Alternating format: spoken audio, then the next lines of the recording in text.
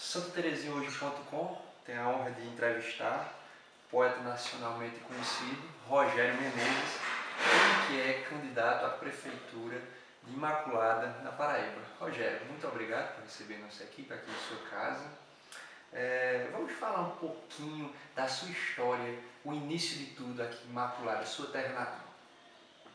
Vamos, muito bom isso. Uma oportunidade de falar um pouquinho da nossa pequena história, mas muito importante para a gente. Eu nasci no sítio Glória de Imaculada, dia 25 de junho de 62, onde vivi até os meus 21, 22 anos de idade, trabalhando com meus pais na roça, fui agricultor.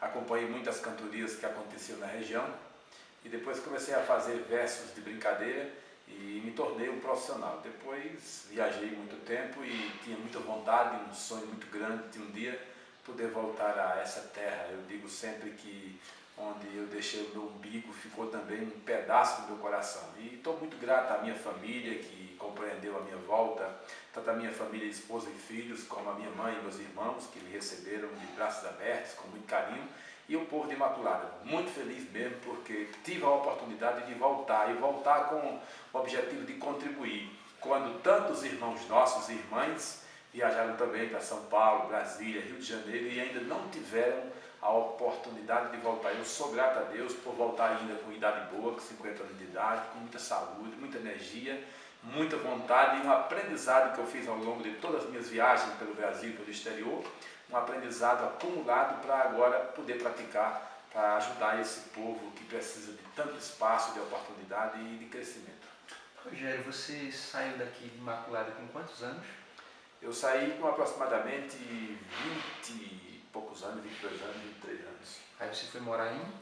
Primeira residência minha fora de Imaculada foi em Caicó, no Rio Grande do Norte. Depois foi na cidade chamada Baturité, na região de Brejo, no Ceará.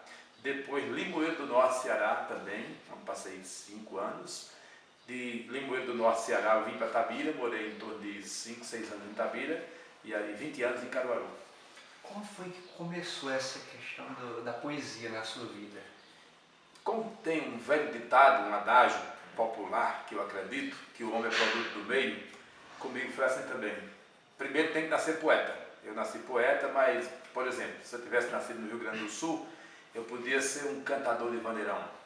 Se eu tivesse nascido em outra região, podia ser um escritor, ser um compositor apenas. Como eu nasci nessa região nossa aqui, Imaculada, Santa Terezinha, São José do Egito, Teixeira, onde compreende a Serra do Teixeira, onde nasceu a cantoria no Brasil, as maiores festas que aconteciam na minha região, no sítio Glória e nos sítios vizinhos, eram cantoria. Não tinha outra alternativa de diversão, de lazer, a não ser uma vaquejada, um forró, uma cantoria.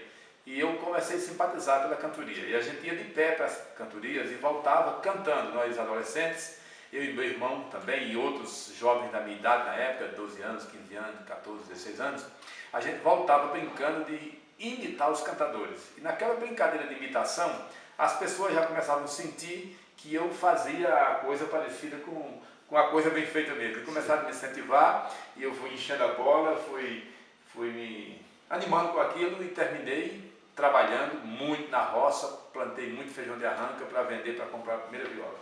Você se consolidou como poeta nacionalmente conhecido e a partir do momento que você se consolidou, você começou a fazer shows em diversas partes do Brasil, e até no exterior, na verdade? Foi, a gente começou, quando a gente começa a se destacar, os espaços vão se abrindo. Eu fui para o Ceará exatamente para fazer um programa de rádio, na Rádio Maciço de Baturité, onde passei 6 vezes. Depois na Rádio Educadora e Rádio Vale do Jaguaribe, em Limoeiro, 2 emissoras.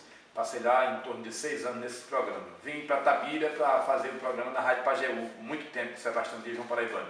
Depois, ao inaugurar a Rádio de São José do Egito, a Rádio Cultura, eu fiz dupla com o Nonato Costa, em torno de 3 anos também, num programa na rádio.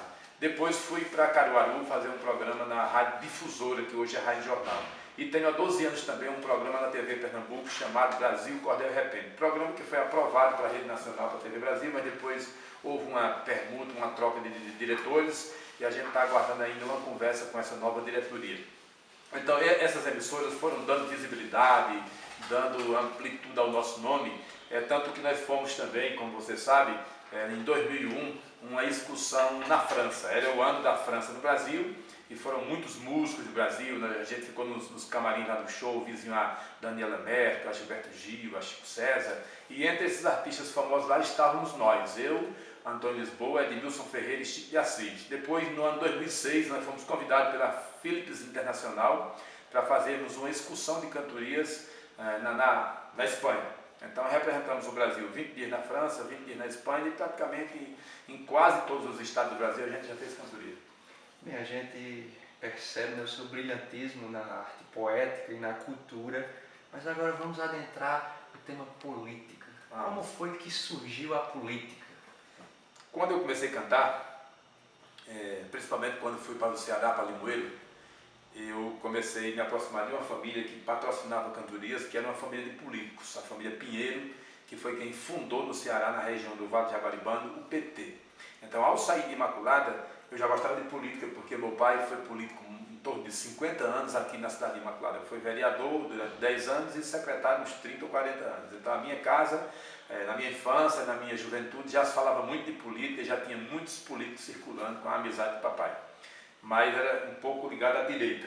Chegando no Ceará, a gente começou a se ligar à esquerda. Então, em 1984, acho que eu não era nem nascido ainda, né? Nós nos filiamos ao PT. Então, comecei a militar no PT, comecei a gostar de política, e a minha cantoria, ela sempre teve uma temática social. Eu sempre gostei de cantar o social. Por exemplo, nos meus cursos que fiz até hoje, na pós-graduação, na faculdade, eu sempre fazia a maior parte das provas em poesia. Meu vestibular em Caruaru, na FAFICA, Faculdade de Filosofia, Ciências e Letras, onde eu fiz o curso de Ciências Sociais, eu fiz muitas provas em poesia, mas o vestibular também já foi em poesia. Na primeira aula, o professor fazendo a chamada, com o Rogério Menezes, o presidente, ele olhou para mim e disse: "Você é o rapaz da redação inversa." Eu disse: "Bom, eu fiz a minha redação inversa." Ele disse: "Não, num universo de 3.000 alunos só teve um inverso."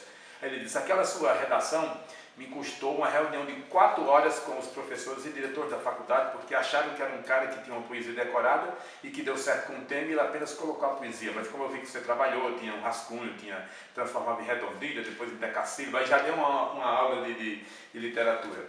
Então, as minhas provas, teve uma prova, foi uma análise do livro de Darcy Azambuja, um livro chamado Introdução às Ciências Políticas, onde o professor pediu para a gente estudar e fazer depois uma prova com o voto secreto, onde eu disse uma das estrofes: "O que é o voto secreto?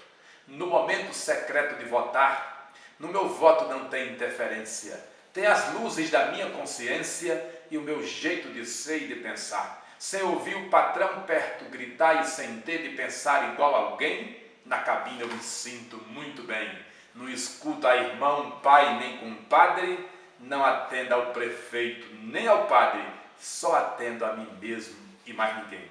Outra prova, falando sobre o golpe 64, eu respondi uma pergunta só: o que foi o golpe 64? Eu respondi com 10 estrofes de Martelo Galopado, uma prova só, um quesito só. Eu lembro de umas, faz muito tempo, mas eu lembro ainda. Diz assim: "Foi um golpe terrível que marcou a história recente do Brasil. Na manhã do 1º de abril, verde oliva, o Brasil se acordou. O exército venceu, mas não matou a semente da luta social, que uma arma na mão de um general, comandando um exército bem treinado, cala o grito de um povo desarmado, mas não pode calar seu ideal."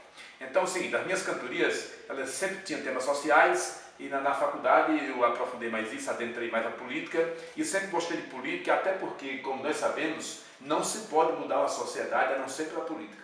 Não se muda pela política. A religião ajuda, as escolas ajudam, a vida ajuda, mas para mudar tem que ser pela política, porque quem mudam as leis são vereadores, deputados, senadores, e quem faz a implementação das leis, pratica essas leis, são os executivos. Então, a gente tem que estar na política se quiser mudar a sociedade, e olha que precisa mudar muito, porque com o governo de Lula, o nosso país melhorou muito, continua melhorando com Dilma, mas se a gente não estiver nos cargos, se as pessoas do bem, que têm uma cabeça coletiva virada para um mundo melhor, não continuarem fazendo política, as pessoas do mal vão assumir as cadeiras de executivo, legislativo, diretorias, autarquias, o mundo não vai melhorar. Por isso eu acho que todos nós, cantador, violeiro, escritor, dona de casa, mecânico, torneiro, pedreiro, pessoas que comandam site,